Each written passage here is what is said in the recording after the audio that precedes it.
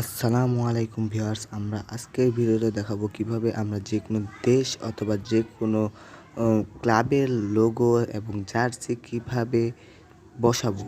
আমাদের যেতে হবে প্লে স্টোরে গিয়ে সার্চ করতে হবে টিএলএস গাইড 24 দিয়ে। টিএলএস গাইড 24 দিয়ে সার্চ করার পর আমাদের প্রথম যে অ্যাপসটা আছে সেটাতেই ঢুকতে হবে। তারপর সেটাকে ইনস্টল করে নিতে হবে। আমার ইনস্টল করা ছিল, এটাকে ওপেন করে নিতে হবে। ওপেন করার পর আপনারা এখান থেকে যে কোনো দেশ বা যে কোনো ক্লাবের লোগো নিতে পারেন। আমরা সৌদি আরবের ক্লাবের লোগো নেব, এই জন্য সৌদি আরবে ঢুকে যাবো। তারপর আল হিলালে ক্লিক করলাম। আল হিলালে ক্লিক করার পর আমাদেরকে কপি করে নিতে হবে।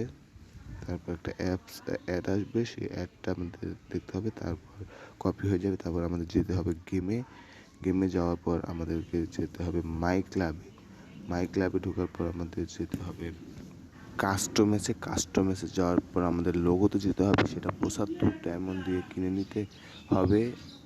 তারপর আমরা যে অ্যাপ ডিএলএস গাইড 24 অ্যাপসে যে আমরা লিঙ্কটা কপি করে নিয়ে এসেছিলাম, সেই লিঙ্কটা এখানে বসাতে হবে। লিঙ্কটা পেস্ট করে দিতে হবে। তারপর ওকে করতে হবে। ওকে করার পর আল হিলালের লোগোটি এসে পড়বে।